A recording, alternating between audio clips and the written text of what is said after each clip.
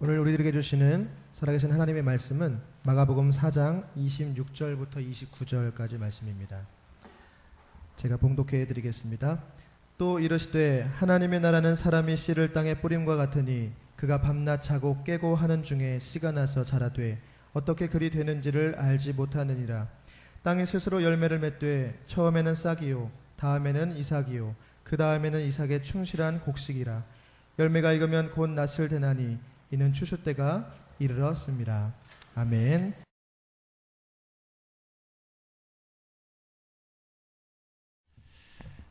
할렐루야. 우리 옆에 있는 분들하고 인사하겠습니다. 주의 사랑으로 사랑합니다.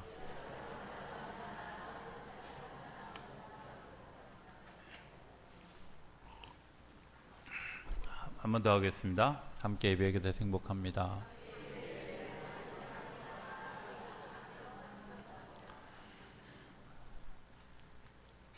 (4층은) 별로 함께 예배하게 돼서 행복하지 않은 것 같아요.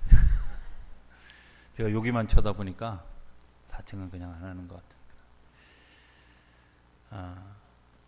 우리가 이제 음악 감상할 때 버릇이 있잖아요.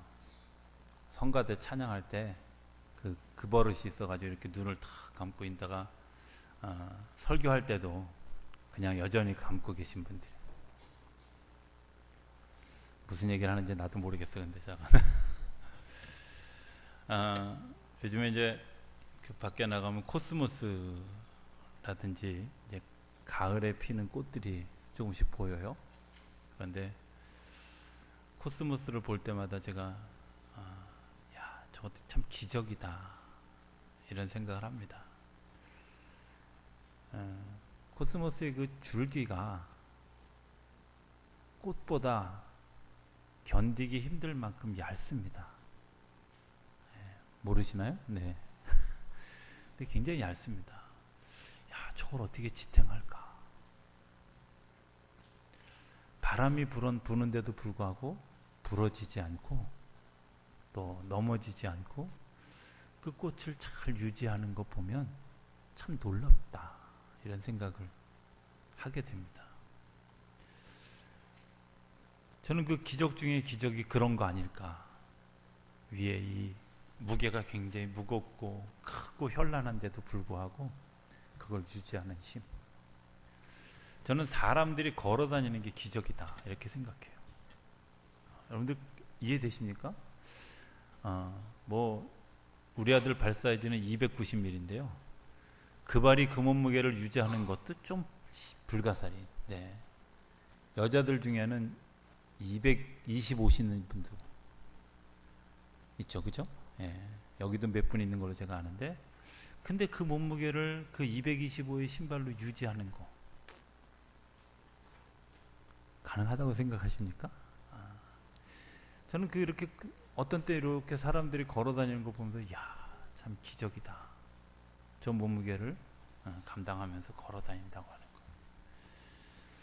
생각해 보면 우리가 하나님이 만드신 그 자연 가운데서 우리가 생각할 수 없는 기적들이 굉장히 많이 있다는 것을 발견하게 됩니다. 그럼에도 불구하고 하나님의 기적을 맛보면서도 그 기적을 기적이라고 여기지 않고 또 그런 은혜를 은혜라고 여기지 않게 되는 그런 우리의 모습들. 하나님을 경험했는데도 하나님을 경험한 사실들을 잊어버리고 엉뚱한 곳에서 방황하는 우리의 삶, 이런 것들을 생각하면서 하나님이 참 안타깝겠다 이런 생각을 하게 됩니다. 오늘 성경은 씨가 뿌려졌고 그리고 하나님의 역사가 시작된 얘기부터 합니다. 여기 보면 26절에 하나님의 나라는 사람의 씨를 땅에 뿌림과 같다. 씨가 뿌려졌습니다. 그리고 우리가 받아들여졌습니다. 여러분들 여기서부터 하나님의 역사가 시작되는 줄로 믿습니다. 뭐하고 똑같냐면 우리가 예수를 믿겠다고 생각하고 오늘 우리 진보람 자매님처럼 내가 교회에 가서 예배 드리는 거, 여기서부터 시작하는 거죠. 그렇죠? 우리가 사실 교회에 와서 한 2, 3년 지나기까지는 도대체 예배가 적응이 안 됩니다. 처음 저는 뭐 저같이 아예 태어날 때부터 교회 다닌 사람은 이게 그냥 생활이려니 하지만 교회 다니시지 않다가 혹은 뭐 절에 다니거나 혹은 다른 종교를 믿다가 교회 오면 참 적응이 안 됩니다. 왜? 처음부터 적응이 안 돼요. 어떻게 처음에 딱 들어왔는데 전부 앞을 향해서 쫙 앉아요. 그렇죠? 그리고 소위 이제 예배가 시작되어지면 묵도하심으로 요즘에는 그래도 이렇게 그 사회 보는 분들이 안 그런데 예전에 제가 다니던 교회만 해도 좀 그런 분들이 있었어요. 그냥 평상시 목소리는 이렇다가 예배만 시작되면 다 같이 묵도하심으로 이렇게 얘기하는 분들이 참 적응 안 되죠. 그죠? 굉장히 적응하기 어렵습니다. 찬송가 사실 굉장히 어려운 겁니다. 우리가 따라 부르니까 그냥 부르는 것 같지만 찬송가를 굉장히 어려운 노래들입니다. 피아노를 오래 친 뭐 체르니 30번 40번 친 사람들도 찬송가 반주하는 걸 굉장히 힘들어해요. 생각해보면 굉장히 어려운 찬송을 우리가 지금 다 용어 어렵죠. 성령의 임재하심 우리가 평상시 별로 들어본 얘기 없는 그죠? 내주하심 저는 그 막 이 신학적 언어 표현할 때 너무 어려워요. 저게 도대체 무슨 말이야? 이런 거 한참 생각해야 되는. 근데 그런 언어들이 아주 난무하는 예배 적응이 어렵죠. 그런데 이 어려운 적응들을 왜 해야 될까 하는 거를 좀 생각해 봤으면 좋겠어요. 우리가 이제 씨가 땅에 뿌려지면 땅 위에 떨어지면 그건 열매 맺지 못합니다. 땅 속에 들어가야 됩니다. 땅 속에 들어갔을 때 하나님의 역사가 시작되는 겁니다. 그런데 이 땅 속에서는 어떻게 움직여지는지 전혀 보이지 않습니다. 씨가 자라가는 건지 죽어가는 건지 뭐 전혀 모릅니다. 그렇죠? 우리가 예배를 처음 예수를 믿기 시작해서 처음 걸음을 걸어가는 시간도 저는 그런 시간이라고 생각합니다. 잘 생각해 보면 아브라함이라고 하는 사람, 갈대아 우르에서 잘 살고 있는 사람을 하나님이 그를 불렀습니다. 그리고 약속합니다. 내가 너를 복을 줄 것이다. 장대하게 할 것이다. 그리고 너에게 정말 그 굉장한 믿음의 무리를 줄 것이다. 라고 약속해 주셨어요. 근데 그 약속을 믿고 아브라함이 따라가는데 성경을 잘 보면 창세기 12장부터 계속해서 아브라함이 하는 일이 있어요. 어느 곳에 가면 반드시 단을 쌓고 예배를 드리는 일들을 해요. 뭐 알아서 하겠어요? 그냥 하라니까 하는 거예요. 어떻게 생각하면 내가 그 걸음을 걸어가는 것도 그냥 걸어가는 것이 아니라 하나님이 가자 하니까 그냥 가는 거예요. 그 안에서 어떤 일이 벌어질지 몰라요. 또 어떤 역사가 일어날지 몰라요. 어떤 변화가 일어나는지 자기 안에도 그런 변화들이 없어요. 그런데 내가 하나님의 그냥 음성을 수용하고 그리고 그 하나님의 음성을 따라서 일단 그냥 가는 거예요. 우리 신앙생활도 마찬가지 아니에요. 교회 오면 교회 올 때 그냥 교회 처음 나올 때 교회 와서는요 교회에서 그냥 하라는 대로 그냥 하는 거죠. 예배 드리라고 하니까 그래 예배 드리는 게 맞는가 보다. 그죠? 또 헌금하라니까 헌금하는 게 맞는가 보다. 또 봉사하라니까 봉사하는 게 맞는가 보다. 지금부터는 좀 찔리는 사람이 몇 명 있을 것 같아. 새벽기도 하라는 사람은 하자니까 하는가 보다. 또 예배에 나오라니까 또 나오는가 보다. 전도하라니까 하라는가 보다. 이렇게 그냥 하라는 대로 따라 했어요. 아브라함처럼. 근데 여러분들 거기서부터 하나님의 은혜가 시작된다는 사실을 우리가 종종 잊어버려요. 눈에 보이지는 않아요. 아브라함도 하나님의 인도하심을 따라서 그냥 갔는데 12장 9절까지 아무런 역사가 없는 거예요.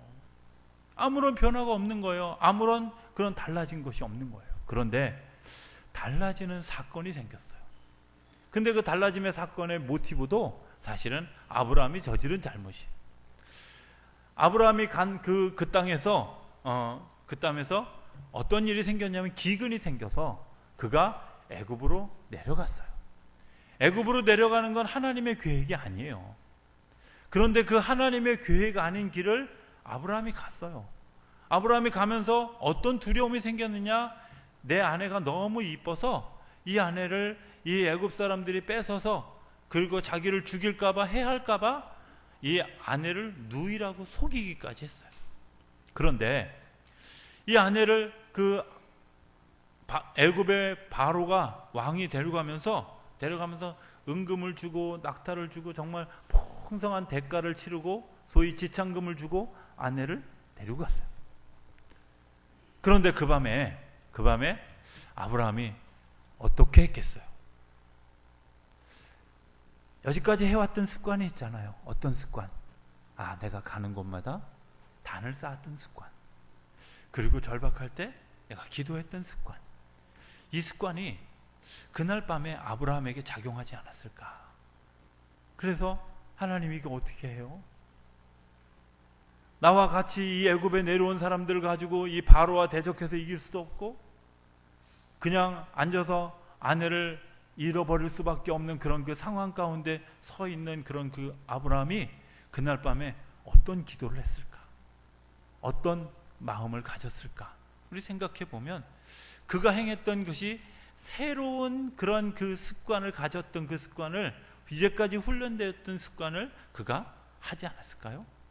그러면 그 기도에 대해서 하나님이 그냥 나 몰라라 하신 것이 아니라 거기서 하나님이 숨겨두었던, 그리고 안 보였던 하나님의 역사가 보이기 시작했다는 거예요.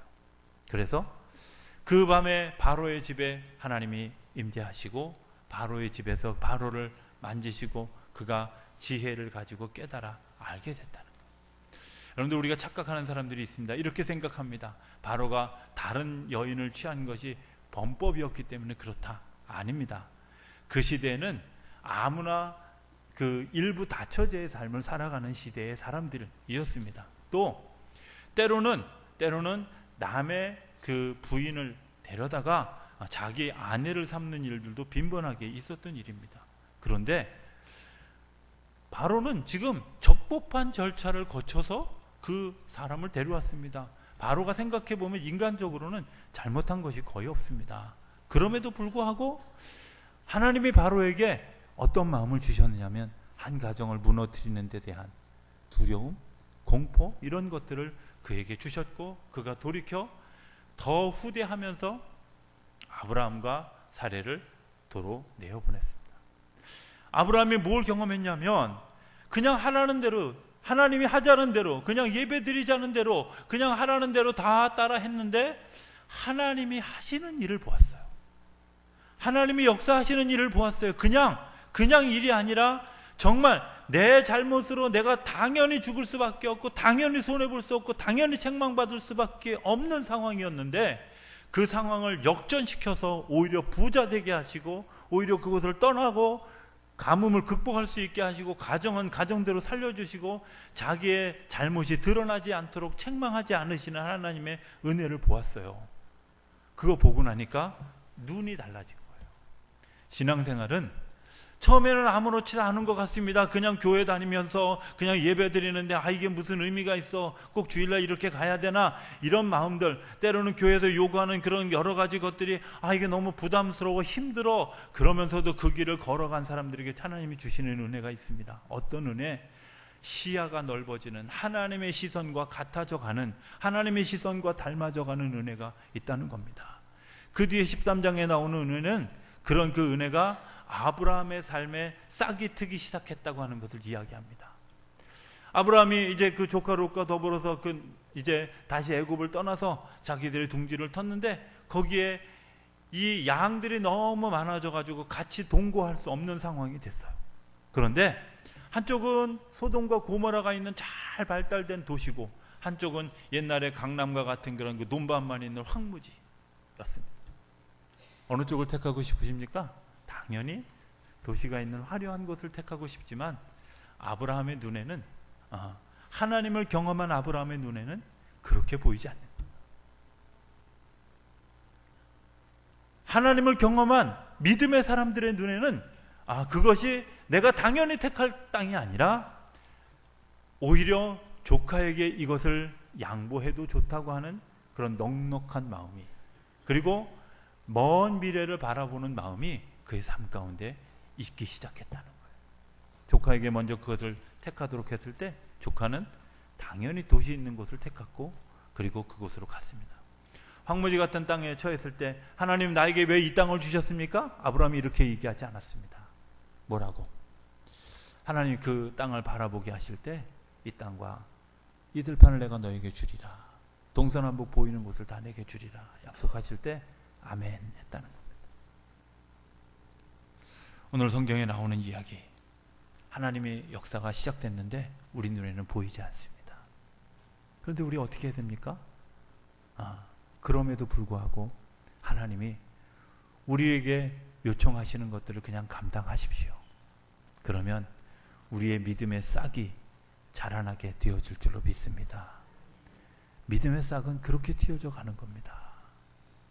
보이지 않지만, 내가 아무런 역사를 경험하지 않은 것 같지만, 하나님의 그런 그 임재도 경험하지 못했고 그냥 신앙생활이 습관인 것처럼 그렇게 생각하는 그런 시간들을 지나온 것 같지만, 사실은 그 속에서 하나님이 나와 함께 하시고 일하고 계셨다고 하는 사실을 여러분들 기억하실 수 있게 되길 바랍니다. 그런데 거기까지가 첫 번째 단계라면 두 번째 단계가 있어요. 싹이 나고 그 다음에 줄기가 자라갑니다. 싹이 나고 줄기가 자라가는데 예전에 하나님이 했던 그런 방법대로 그대로 하는 것은 그 줄기가 견디기 어렵습니다. 왜? 거기서부터는 생명력이 더 강하게 있어야 되기 때문에. 거기에 뭐가 있냐면 비바람이 칠 때 꺾이지 않는 든든함. 제가 아까 얘기한 코스모스 같다면 바람을 타서 이 바람 때문에 이렇게 쓱 밀려도 내가 꺾이지 않을 만큼 밀릴 수 있는 지혜, 이런 거 있잖아요. 그죠? 그리고 꺾여졌어도 다시 그것을 똑바로 세우는 지혜, 이런 것들이 하나님이 우리에게 이미 주셨는데, 하나님이 그것을 어떻게 알게 하시냐면 때로는 풍파 속에서, 때로는 유혹 속에서, 때로는 시험 속에서 그것을 이겨갈 수 있는 은혜를 주신다는 거예요. 하나님을 경험한 사람들에게 반드시 있는 것이 있는데, 그게 뭐냐면 시험이 있고 유혹이 있고 어려움이 있습니다. 그러나 하나님이 그 주시는 것은 뭐냐면 유혹이 있고 시험이 있고 어려움이 있는 것을 이기게 하시는 능력이 있다고 하는 사실을 기억하실 수 있게 되길 바랍니다. 하나님이 내가 눈에 보이는 데로서 일하는 것이 아니라 눈에 보이지 않는 곳에서, 바울이 다메섹을 가는 도상에서 눈이 멀었습니다. 그런데 눈이 멀기 전에 이미 하나님은 아나니아라고 하는 사람에게 그의 눈을 치료해 줄 것을 준비시켜 주셨습니다. 우리가 눈에 보이는 건 내 눈이 먼 것밖에 보이지 않습니다. 그런데 하나님은 눈이 먼 것에서 그치지 않고 그 사람을 치료하고 다시 세울 사람을 이미 준비하고 계시다는, 그냥 계신 것이 아니라 입체적으로 나와 더불어 살아가는 이 사람들, 나와 더불어 기도하는 이 사람들, 그리고 나도 전혀 알지 못하는 그 사람들이 그 일을 위해서 준비되어지고 있다고 하는 사실을 우리가 잘 모른다는 거죠. 하나님 우리와 함께 계십니다. 오늘 얘기의 중요한 그 키포인트가 뭐냐면 이런 겁니다. 말씀이 뿌려졌을 때 말씀을 받아들여졌는데 땅에 떨어져서 이제 막 싹이 나기 시작했는데 싹이 자라다 죽어요. 왜 죽느냐? 돌짝밭에 떨어졌거든요. 뿌리를 내리지 못하고, 그리고 더 이상 뿌리를 내리지 못하기 때문에 위로 자라지 못하는 생명력이 없는 거예요. 이유가 뭐냐면 예전에 그냥 하라는 대로 신앙생활 했어. 그냥 하자는 대로 그냥 했어. 그런데 내가 능동적으로 움직이지 못하고 능동적으로 기도하지 못하고 능동적으로 달려가지 못한 것 때문에 내가 그 뿌리가 내려줄 수 없고 자라갈 수 없다는 겁니다. 그런데 하나님이 그 능동적으로 움직일 수 있도록 우리 주변에 이미 다 아나니아를 준비시켜 놓고 있었다는 거예요. 어느 날 베드로가 옥에 갇혔습니다. 베드로가 옥에 갇혔으니까 초대교회 교인들이 굉장히 힘이 듭니다. 왜? 지도자가 없어졌는데. 그래서 그날 밤에 아주 자발적으로 그 초대교회 교인들이 모여서 기도를 하기 시작했습니다. 막 기도를 하는데 베드로가 갇혀있던 그 감옥에 옥문이 그냥 열리는 거예요. 무슨 자동문도 그때 없었을 텐데 딱 베드로가 옥문이 열린 걸 보고 딱 움직이기 시작합니다. 그러니까 다음 옥문이 탁 열리고 그 앞에 가니까 다음 옥문이 탁 열리고, 이게 무슨 애니메이션도 아니고 이게 뭐야 도대체. 그런데 하나님이 기도하게 하셨고, 기도하게 하신 그때 그 베드로가 있는 그 장소에서 옥문이 열려지는 사건이 계속 일어나게 되고, 그렇게 기도했는데도 불구하고 문을 두드리고 나 베드로가 왔다고 얘기하는데 3번 4번 확인하고 나서야 베드로인 줄 알고 문을 열었다. 오늘 우리의 신앙생활이 그런 것 아니겠습니까? 어려움이 있습니다. 여러분들 그 어려움이 있을 때 하나님이 우리에게 감동을 주십니다. 기도하게 하시는 감동, 우리가 정말 하나님 앞에 나아가게 하는 감동, 하나님께 우리의 삶을 드리기를 원하는 감동, 이런 감동들을 주실 때 네 하고 그것을 잘 감동하는 사람이, 그리고 그것을 따라하는 사람이 바람이 불 때 그 바람의 영향을 받지 않고 잘 이어갈 수 있는 생명력이 일어나는 겁니다. 별것 아닌 줄기, 그 얇은 줄기에 그 꽃을 그렇게 피우고도 흔들리지 않고 살 수 있는 생명력을 하나님께서 주시기 위해서 우리에게 때로는 유혹도, 때로는 시험도, 때로는 어려움도 주지만 그것을 이길 수 있는 능력을 우리에게 주신다고 하는, 그걸 성경이 뭐라고 얘기하냐면 함께한다, 임마누엘 되어주신다 하는 겁니다. 하나님 오늘 우리와 함께 계십니다. 함께 계시는 것뿐만 아니라 단순하게 피상적인 단어로 함께 하시는 것이 아니라 내 삶의 아주 작은 부분, 한 사건 한 사건, 한 순간 한 순간까지 관여하셔서 내가 그것을 이길 수 있도록 하나님이 우리의 삶을 이끌어 가신다고 하는 겁니다. 그런데 꽃은 어떻게 피워요? 꽃을 피는데 또 다른 하나님의 은혜가 있습니다. 바람을 잘 이긴다고 꽃이 피지는 않습니다. 비바람을 잘 견뎠다고 꽃이 피지도 않습니다. 거기에는 새로운 문화가 창조되어지는 창의성이 있어야 됩니다. 하나님이 여기에 또 다른 은혜를 베푸는 과정을 봅니다. 사도행전 16장에 보면 사도 바울과 실라가 어느 동네에 갔는데 점치는 사람 하나가 있었습니다. 이 점치는 사람들 때문에 동네에 있는 사람들이 마치 그 사주팔자 뭐 이런 거 보는 집, 점집에 사람 많은 것처럼 그 많은 사람들이 드나들었어요.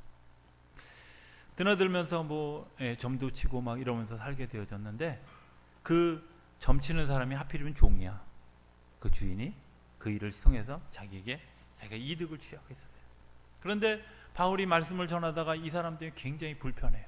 그래서 그에게 내가 예수 이름으로 명하노니 귀신아 떠나가라. 여러분들 점치는 거 귀신이 하는 짓이에요. 그래서 귀신같이 하는 거예요. 근데 뭘 몰라요? 되어질 일은 몰라요. 그리고 아주 일시적이고 제한적이에요. 어쨌든 떠나가게 됐어요. 그런데 그 종을 부리던 그 주인이 바울과 실라를 고발해요. 감옥에 갇히게 됐어요. 감옥에 갇힌 과정까지는 똑같은데, 베드로는 주변의 기도 때문에 내가 석방되어졌다면, 이들은 그 밤에 그 감옥에서 찬송하고 기도해요. 감옥이 조용할까요? 조용할까요? 네, 당연히 조용해야 돼요. 왜? 같이 사는 데인데. 그리고 죄수가 뭔 흥이 있다고 거기서 노래를 불러. 근데요, 여러분들 기도할 수 있는 능력, 찬송할 수 있는 능력, 이게 내가 가지고 있는 꽃 피울 수 있는 능력이라는 사실을 여러분들 기억하실 수 있게 되길 바랍니다. 어떤 때에도, 어떤 상황에도. 내가 좋을 때 찬송하는 거 여러분들 그 능력인 줄로 믿습니다. 내가 힘들 때 기도할 수 있는 거 그 능력인 줄로 믿습니다. 내가 어려울 때, 정말 답답할 때 찬송할 수 있는 거 능력인 줄로 믿습니다. 여러분들 그 능력이 우리의 삶을 바꿔갑니다. 열매를 맺게 합니다.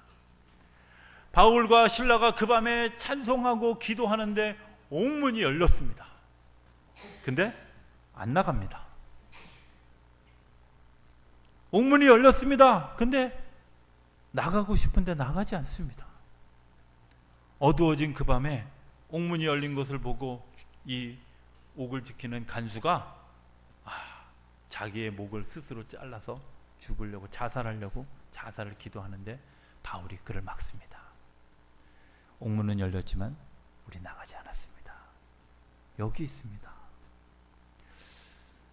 그 간수가 하나님의 능력을 알게 되고, 그리고 그 자리에서 예수 믿기로 결심합니다. 부활하신 예수를 따라가기로 결심합니다. 바울과 실라는 어떻게 됐을까? 그 다음날 왕이 갑자기 그냥 알아서 나가라고, 무죄 석방이요, 그렇게 이야기합니다. 바울이 믿는 데가 있어서 그랬을까요? 아니잖아요. 내가 신앙생활을 해가면서 하나님의 능력을 경험하는 하루하루를 경험하다 보니까 내 안에 어떤 믿음의 고백이 생겼냐면, 나는 이런 상황에도 하나님이 나와 함께 하셔. 이런 상황에도 하나님이 나를 이끌어 가셔. 이런 상황에도 하나님이 나를 일어나게 하셔. 생명력을 주셔. 이런 믿음의 고백이 그에게 있는 거예요. 꽃을 피우는 그런 역사는 우리의 믿음의 고백을 통해서 나타납니다. 굳건한 믿음, 막연한 믿음이 아니라 반드시 그렇게 될 거라는 믿음, 반드시 그렇게 역사하실 거라는 믿음, 그 믿음이 우리의 삶을 꽃피우게 하는 줄로 믿습니다. 그저 그냥 내가 찬송 부르고 하자는 대로 하는 것에서는 싹은 틔울 수 있을지 모르지만 줄기가 자라게 할 수 있습니다. 내가 기도하고 하나님께 한두 번의 어떤 영적 경험을 하는 것, 이런 것으로는 내가 줄기는 자라게 할 수 있을런지 모르지만 꽃을 피울 수는 없는데, 꽃을 피우는 사람들의 그 믿음의 고백을 통해서 하나님이 일하심이 있습니다. 우리 교회가 창립 38주년이 되었습니다. 저는 우리 교회가 어떤 일들을 해야 할까? 저는 우리 교회가 가지고 있는 영향력이 전 세계가 되기를 기대합니다. 조그만 동네에서 그냥 조그만 데서 그치는 것이 아니라 정말 전 세계에 영향력을 미치는 교회가 되기를 기대합니다. 그런데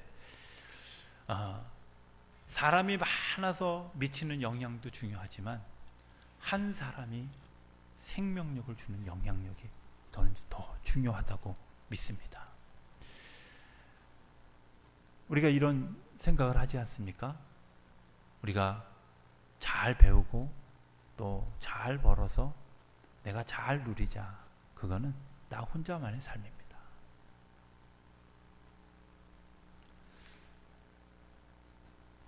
배워서 남을 줄 수 있다면,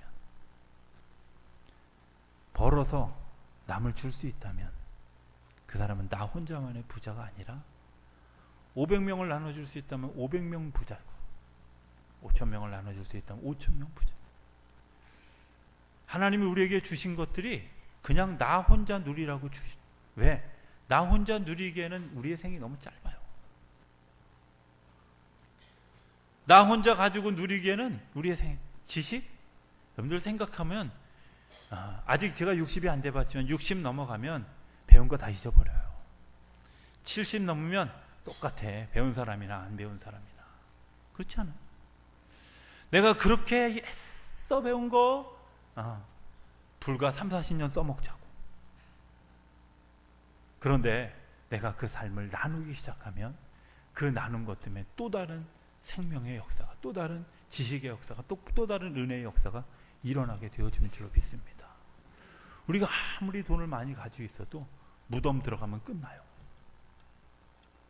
그런데 내가 그것을 나누는 것 때문에 굶주렸던 사람이 다시 생명을 얻고 또 다른 생명이 생명을 낳고 이런 일들이 일어나게 되면 그것 때문에 나는 죽어졌으나 그 도는 생명력으로 살아 있다는 겁니다. 우리의 재능이 있습니까? 여러분들 재능을 나누십시오. 그 재능을 나눈 것 때문에 또 다른 지자를 낳습니다.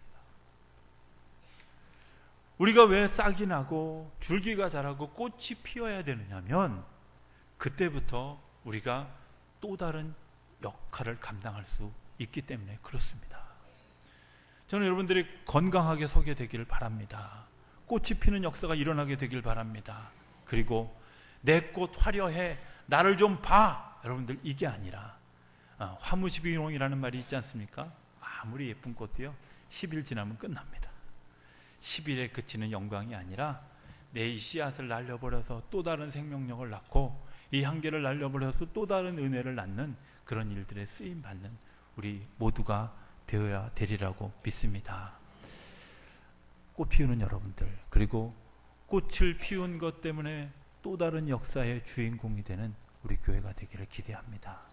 그 은혜에 참여한 것 때문에 하나님의 복을 누리는 저 여러분들의 삶이 되어줄 수 있게 되기를 주의 이름으로 축원합니다.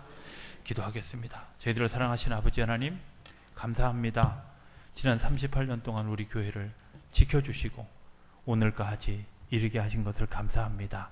하나님, 저희들이 이제 가진 그 귀한 생명력을 가지고 또 다른 생명을 낳는 일에 쓰임받기를 원합니다. 저희와 함께 하셨던 주님, 이제 이후로 더 깊은 은혜로 함께하여 주셔서 이제 나누고 베풀고 또 선교하고 그리고 섬기기에 부족함이 없는 우리 모두가 되어지고 또 우리 교회가 되어질 수 있도록 축복하여 주시옵소서. 예수님의 이름으로 기도드립니다. 아멘.